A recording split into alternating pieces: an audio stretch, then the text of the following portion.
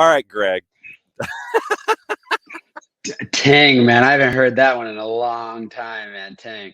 I don't even know if you can say that on air anymore, dude. I feel like not many people will know what Tang is. Well, but you know me, I'm like a walking Google reference anyway.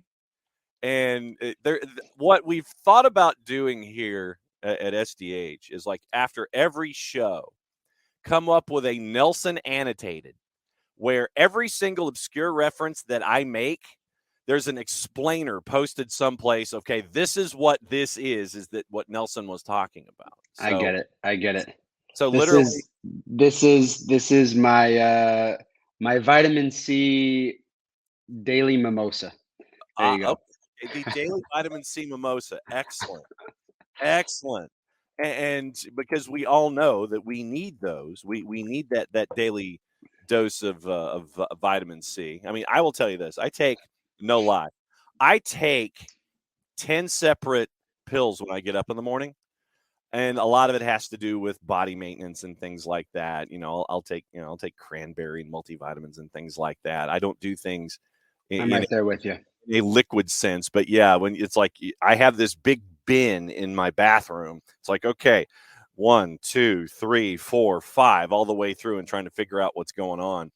I'm right. My daily dose of multivitamins, my allergy medicine, since we're still dealing with that crap here in Georgia. And then obviously the vitamin C, everything that I can do. I already have my protein shake, and I think I'm 2 coffees in for today. So you're already 2 coffees in. Oh, already 2 coffees in, man. Yep. I take my coffee mug to the gym. It's pretty funny, man. Everybody's got their water bottle. I have my coffee mug. What kind of response do you get with the coffee mug as opposed to everybody who's wanting to sit there? They've got their big old tubs of water. You're going with your cup of Joe. What's the response? I'll tell you this, at my condo, the beginning of the year, it's funny, man, because I have so many kids that sometimes that are mentees that will want to get some workouts in, and I have one really dedicated kid who comes to my condo every other morning at 5:30 in the morning to work out. And I mean, it just gives me a time to work out and a workout buddy, which is always great. I treat the kid as if he's my own son. I make him breakfast before he goes to school. It's pretty cool relationship that we have. But it's so funny because we started this in January. It was a kind of like a challenge and a goal that he created for himself as obviously a kid who's trying to commit to a college, a kid who's kind of going through that realm of figuring out what's next. And January, I think we started maybe like January 10th or middle of January, and the gym at my condo was packed. Was packed. New Year's resolutions, brother. We're now in the end of May, and we are the only 2 people. I think for the past 3 months, we have been the only 2 people in there. And I don't know if you and I have talked about it before, but I read this article a while back. Mm-hmm.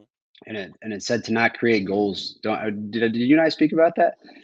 Don't create goals for yourself. Don't create goals. Yeah. What? And it says because usually when you create goals, and it gave the example of the New Year's resolution of everybody creating a goal that they're going to lose this amount of weight, they're going to do this, they're going to do that. And every goal that we usually create in our minds, or whether we write down a goal, it's usually very far away. Right. You never create a goal that, you have those short-term goals, I guess you could say, but usually every goal that you create is something that's very far away. And in this article, it said to create challenges. Don't create goals, create challenges, because when you create challenges for yourself, you usually face a challenge. If somebody challenges you to do something, you do it right then and there. Right. You face a challenge that's right in front of you. And it kind of led to, if you create those challenges for yourself, you'll usually get to that end goal that you truly want. But you gotta overcome each and every challenge that's faced in front of you. So the article kind of said create daily, weekly, right, monthly challenges to get you obviously closer to that goal. I love somebody said in the comments, don't create goals, create beyond goals. Yeah, absolutely.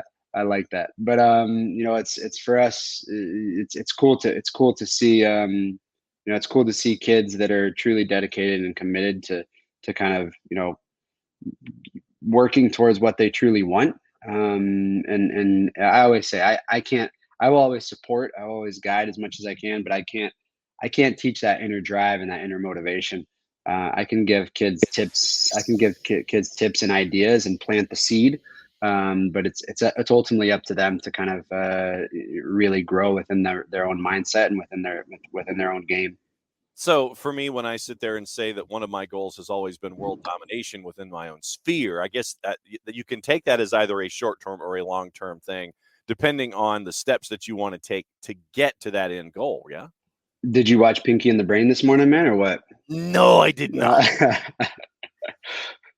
Oh, but I traditionally, I mean, that is something hey, dude, I'm not above cartoons either. I'm an old cartoon guy myself. But no, I all I want is world domination. Is that wrong? Is I'd love to see my kids watch a Tom and Jerry episode today. Like, I don't think they'd be able to probably get through. That's got to be like a challenge we all have to do as parents is let our kids watch like a, Road Runner or oh Speedy Gonzalez cartoon. I wonder how long they'd last before they go to their phones and go on TikTok. yeah, I wonder, for us, we were glued. I was glued to the absolutely. TV. Morning cereal, glued to the TV, whatever it may have been Well, before school. because we're sitting there and we're wondering, okay, how is it that Wile E. Coyote survives that fall every single cartoon, man? I mean, he must have a great health plan. That's very true. I like it. I like it. Uh, we were talking about before you came on this morning. We are talking about Ivan Toney, and he has an 8-month ban from the FA in England, and it has to do with betting. And he was betting, or having others bet for him. He was betting against his own team, and it was registered as an addiction. And he is now getting to hopefully spend this moment going forward tackling that addiction. And what I was saying before you came on, it's like, yeah, it's an 8-month ban about not being able to play the sport that you grew up to love. But first and foremost, I want Ivan Toney to focus on Ivan Toney. And I want him to get better however long that takes. I don't care about an 8-month ban from playing a sport. I want Ivan Toney to just get better. In your circles, in your time as an athlete, how many times did you see individuals who were struggling with an addiction, whether it was something physical, something mental, something emotional, and do you get to have those conversations and tell those stories about how tough life can be sometimes with your mentees? Yeah, most definitely. It's everyone is human at the end of the day. We're all gonna make our mistakes. We have to be expected to make our mistakes, and sometimes getting caught into dark places like that can be, sad to see. I think the only thing that we can wish for and we can hope for as fellow athletes or even a former athlete or even just people in general is that that guy is able to fight through and battle through whatever it may be, that hopefully this will teach him his lesson. Yeah. It'll make him stronger as a human being and as a person, and mentally stronger because the guy can produce as an athlete, right? But just being an athlete is not all of it. You have to serve as a role model. You have to serve as someone who you have a platform to do good, and to be good, and to serve as the next generation, which in my opinion is the most important piece of life, is continuously creating a legacy, not for yourself, but just to kind of leave something that others can build off from. And so I think for Ivan Toney, it's one of those things to where he can hopefully show that we all are humans and we all make some terrible mistakes sometimes. But how we react, it's what we always talk. It's what we always talk about with players, even on the field. It's off the field, it's the exact same thing. How he reacts off of that and how he kind of gets through that and shows his resilience and his perseverance, to kind of get through the situation of where he is right now will be the ultimatum towards what's next for him. How many of your mentees have the strength initially to come and have that conversation about, hey, I'm struggling with whatever it is? How many of them come to you immediately? How many of them do you think it takes a little while to understand it's okay to come and talk to a mentor about these kinds of things? I would think that maybe generationally it's different for younger folks than it is for older folks to actually come and address these kinds of concerns. What are the how ready are today's younger people to come and talk to mentors about issues? I think it's probably less than before because you Yeah. have so many kids that are just glued onto their devices, Hmm. and it's hard sometimes to get a conversation out of them. I feel like you have to put them in an environment to where they feel very comfortable. But that's a hard one to answer because I feel like when we were kids, we were told to be tough in every Yeah, situation. absolutely. We were made to be tough, and you weren't really able to share your thoughts and share your emotions and share your feelings. Um, but I do believe, you have a lot of great people. I just think I just saw a recent video, and it's one that's older, but I believe it was last year of I think it's Paddy the Baddy, UFC fighter, Irish guy. That spoke after winning a UFC match last year, of just telling all men to speak out, if they're dealing with anything. If they're dealing with anything, if they have something heavy on their mind, to speak out, because I think he had recently just lost one of his best friends to suicide. So, it's I think it's important for people who have a platform, and I think we're in that mental awareness right now. So it's important for people to understand that there are so many different paths and ways to help you on the therapeutic side of things, on the mental side of things, on the and there's so many other things that kind of play such a huge role in regards to how we think today. So many more eyes are upon us. So many more viewers are watching us. So many more people are knowing exactly where we are, and we've kind of been we've kind of been programmed to show what is going on in each and every moment of our lives. If you watch certain players, or if you watch, um, certain people on social media, that they're vlogging their whole entire day, whatever it may be, the good moments and the bad moments, and that creates a lot of different types of stigma towards that person, and that that person is probably looking at all of that, seeing how people react off how just their one day is going, and they're doing that 365 days out of the year. So I think we've been pre-wired to kind of show everything that's going on in our lives, which can be a good thing because it allows people to know what you're going through, but also it gives people an opportunity to kind of, um, you know, judge and put other negative things, in people's lives. So that's a really hard question to answer. I feel like we have to continue to strive to be as open as we can be, because it is a harsh world out there right now. It is a harsh one to get through, whether it be, a lot of things that are going on in people's lives, and I think that's one thing that people need to understand for athletes as well, that these guys and men, women, they are just people at the end of the day. Obviously, they have a job to do that's highly viewed and at one end of the spectrum, to where everybody knows what's going on in your life, but there's another part of their lives that they have to live and kind of balance in a way to where it doesn't get too caught up and it doesn't mix together. So, and we tell kids, that's a great point that you make, because we tell kids all the time, it's such an important thing to find a balance between, knowing what your job is and knowing that there's a life behind that as well. That's But actually Go ahead, go ahead. let's just say that takes a long time to figure out, though, because we always there's always that impression in some circles that we are who our job is. We're that individual. We're always attached to that. Or always attached to that. It's like my life is who I am. It's like, what is it? don't. I want to get this right.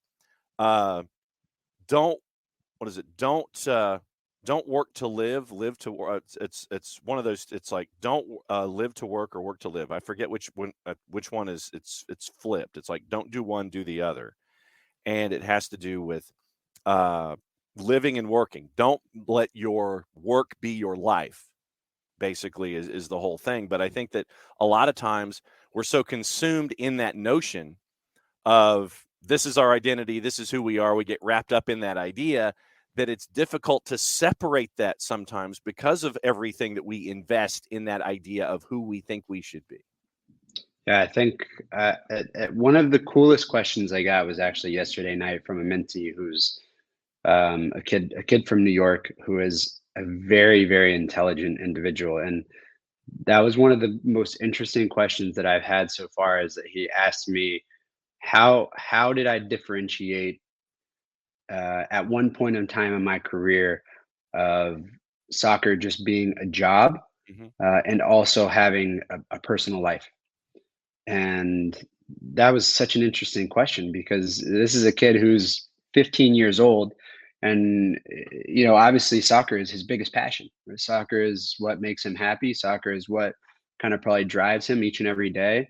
But that kid in that moment, you're probably thinking to yourself, right, at that time. And when that kid asked me that, it's almost as like a therapy session in regards to where this kid is probably thinking, man, I'm putting so much time and so much effort and so much of my day's worth into soccer, Mhm. and I'm probably not hanging out as much with my friends or having a social life, and everything that I'm doing is to try and be the best I can be within soccer, and I'm losing out on a lot of different things. And that's where my thoughts went when he asked me that. And I was very honest with him, and I just kind of gave him, that part of your routine and part of my routine as a player, even as a pro, was to get away from the game as much as possible. And that is something that when you tell kids that, especially at young age, they're like, what does that even mean?" And I think I always just give the example of the 2018 MLS Cup final, the day of the game. I always tell people I was at Costco trying free food in the morning because for me, I didn't want to think too much of soccer all the time. I didn't want to fuel myself with so much soccer that it just created stress and it created anxiety and it created that pressure in a bad way, right? Because we've spoken about pressure in a good way, and it's not healthy when you do that. So, I think it's important for these kids to realize, and it's important for parents to realize that parents always ask me, uh, what are you doing for your kids in the summer? Are your kids going to train every single day? Are your kids going to do this every single day? We've already got this camp lined up, this camp lined up, this camp lined up, this camp lined up, and we're doing this every single day of the summer. And I tell parents, I say, my kids are doing jack squat in summer, man. They are taking off. They are relaxing. They can stay up. They can play. They want to say, Dad, can we go to this field and play? Dude, let's go. I'm Mhm. there with you.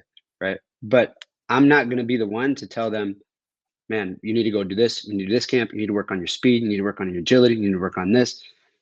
It's summer. It's summer. Summer is a time to decompress. The moment that I finished any league or any season as a pro, the last thing I wanted to see in front of my face for the first 2 weeks was a soccer ball. I didn't even want to watch it on TV. Even if there was a Champions League final, I wanted to be away as possible as I wanted to be, because all I wanted to do is focus on all of the things that I had missed out from being so obsessed with trying to be so successful within that year's season. So for me, it was spending as much time with my family. It was going to do things to water parks, or at that time, it was traveling to Brazil and just doing everything I could, taking it all in, soaking it all in, right, and just being a sponge of everything around me. And then obviously there was a point to where, okay, now I got to start that preparation. Now I got to start that, right, that obsessive nature again of trying to be successful at what I love again. But I think it's so important to tell kids that there is it's a fine line between, doing what you love every single day and also finding a balance between putting all your focus towards it and then also focusing on things that make you genuinely and ultimately happy beyond soccer is super, super important. How much fun have we taken out of being people? And I think that even goes towards what that kid's question was last night.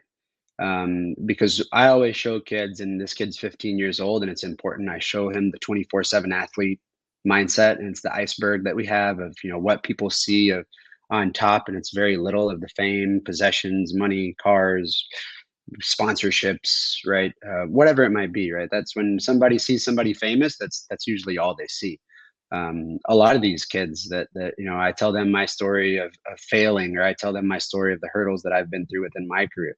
They don't believe it because they think that linear of success for guys that have made it pro is just like this guy just shot straight up.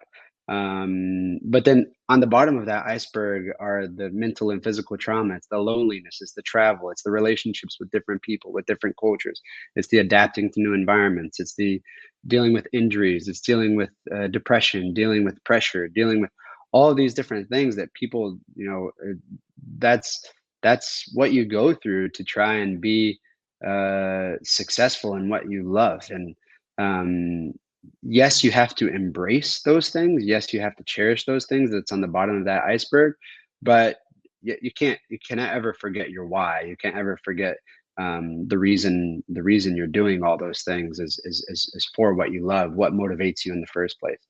And that's where I think all these kids need to understand that's where their fun should be from.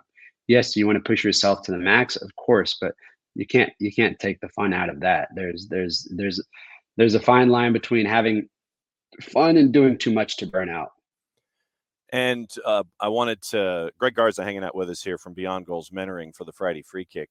Wanted to draw folks' attention to an interview that was done over there at GM with Jose Kajima at Wake, and what it's like for an athlete like Kajima-san to come to Wake Forest, and I mean, you want to talk about out of a comfort zone and out of all of these different aspects of your life. You're diving into the deep end there, and I thought it was really cool. So you could have that kind of an individual or that kind of a story, share it with Beyond Goals. I thought it was a really cool thing. This is the required viewing is go to Beyond Goals Mentoring to catch up with the interview. But what was it like to produce a piece like that? Yeah, I think all of these interviews have been so special. They've been so different. Each and every individual that we have interviewed, whether it's positioning, whether it's environment, whether it's cultural differences, all of these different things, whether it's pathway. And I think Jose was such a cool and interesting story because if you watch the whole interview and you watch the whole kind of everything pan out, it's so interesting to see how all of us go through similar things in life Yeah. as players, but what we take from it kind of shapes us, who we are and who we end up to be. And he is a kid that you think, man, the coach Bobby Moose, the head coach of Wake Forest, goes to IMG to watch another kid play that doesn't even play for IMG, that is there at some showcase, and here you are on the acronym of the SCCL or whatever division is that's not the top division in soccer these days within youth soccer, and here you are training on the side field, and you catch the coach's eye, and he was talking and he was telling you a story, and the only thing that I could think of was Santiago Nunez from goal, right? Hmm. I mean, obviously that guy put Newcastle on the map for all fans, and I'm sure people who like Newcastle now are probably super happy that they're gonna have to replay that movie because now they're finally playing in Champions League again. But that's all I could think about was just you never know who's watching, you never know who can kind of create a path that can lead to some sort of success. Whatever happens with Jose, if he becomes a pro, if not, whatever it may be, he should be so grateful of what he's already accomplished, and he should use that as a platform to share with kids that are in similar situations. The dream never stops. The dream never ends. The paths can always change, and I think it's so important for most kids to see that. Even if this does, you look at most pros, most guys. You look at the guys that we've spoken to, John Gallagher, right? John Gallagher, who's a guy that was probably written off from day one by a lot of people, probably in my book as well, right? And it's a guy that I thought, well, he might do all right being a pro. Great mindset, great pro, someone that wants and has the willing and desire to learn. But does he have what it takes? I don't know. Guy's done so well for himself. You look at Brandon Vasquez, who I remember coming up to train with the first team at Tijuana when I had already made a name for myself within Mexico. And he comes up and trains with the first team in Tijuana, and we have Piojo as the head coach. And he trains one day, and his attitude was so poor that Piojo told him to leave mid training to go train back with the under 17s. And all of us said that kid will never make it. He'll never make it. And even when Brandon came to Atlanta, attitude was still something that needed to be worked on, understanding the professionalism mentality, coming in and understanding how to gain people's respect. And the kid works through it. And the kid understands the needs that are, and you look at all these different paths, Darlington Nagby, right? And going to Akron for college, right? Having someone that believes in him. Caleb Porter is his daddy, right? We always say you just need someone to believe in you. You need someone that's gonna take you under their wing and just provide that support. But it doesn't take a village to say that you're a good player. Then you got what it takes. All it takes is one person to kind of show that faith and within your ability and push you towards the right ways to that path to success. And I think when we speak to all these different guys and all these different kids, it's so cool to see, like I said, how similar situations we all go through, but how it determines and how it shapes how they think and who they are today. That's the coolest part, in my opinion, to see how they use those situations um, to help them for whatever is next. And Jose is such a good kid to where Mike and I say, man, that kid's fantastic personality. If he does have the opportunity to become pro, once again, not sure how far he'll come, but that's ultimately up to him and whoever believes him.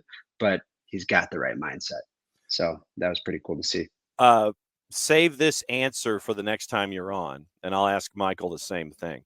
Since we've talked about mentors and mentees, you get to sit with a mentee, and it's the table for four question.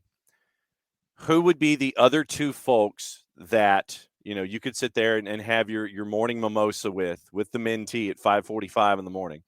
Who would be the other two people that you'd like to have with the morning mimosa patrol to have a conversation with you that you could possibly learn something from them and that the mentee could learn from as well? Don't give me an answer. This gives you a chance to think about your answer for the next time you show up. But since it is a very important weekend when it comes to Atlanta United and rivalries, Purple Team is this weekend down there. What's the name that I gave them once? Oh God! Oh! I should have written it down. I know that I thought it was gonna stick, man. It did. I even forgot it. See now, but I'm sure that I mean, we always look at him as like Orlando. That much we do know. Yeah. You'll remember it at like 2:00 in the morning. Then you text me. Probably. When you remember Sounds good. when you text me. When you think about this rivalry with Atlanta and Father's Day and Memorial Day, it's a holiday weekend. Memorial Day is Monday. Father's Day is Sunday down in Central Florida with the Purple Team. What comes to mind when you think about the Purple Team and your adventures with Atlanta United? Every one of those games have been pretty fun to play in. You look at kind of the feistiness that's on the field. There's just obviously the hype and the stigma that kind of is made around it from the fans and from, obviously, I think Darren Eales did a really good job of kind of starting that with putting the billboard, I think, from the very beginning. Mm-hmm. But I think from the business perspective, it's kind of now trickled its way down into the players. which is great. You want to play in those types of games. You want to play in those types of environments, those atmospheres. I don't know how many people will be in that stadium, but it'll be a fun one. It's the only thing that I can think of back to is I think I just think to the one game. I mean, obviously I was injured, and it was when Joseph had kind of broken the record and got that one goal that he needed, and kind of just like mm, completely changed history for himself and for the club. But what better place to do it rather than in Orlando? And um, that was cool to see. That's probably my one biggest memory of kind of just watching that on TV. And then once he got back and going into training and just kind of that was that's the one takeaway that I have of the experiences against the purple team. And we do have fans who are watching us this morning live on Twitch who are already down there getting ready for the match this weekend. What's the latest with Beyond Goals? What do we need to know?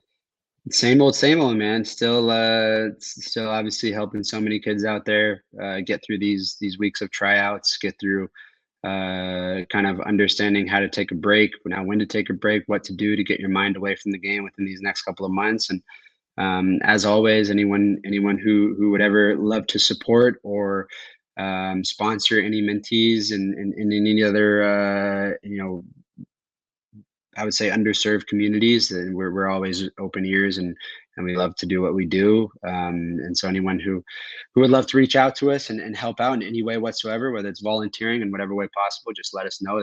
We absolutely love what we do. Greg Garza at Beyond Goals Mentoring, at BG Mentoring on the Twitters. Greg, as always, have a safe holiday weekend. We'll catch up with you in a couple of weeks, my friend. Be safe and be well. And thanks as always for letting everybody know what's going on in your mind and the mind of mentors and mentees. Thanks for hanging out with us. Thanks, John. As always a pleasure, man. Have a wonderful weekend, wonderful Memorial Day.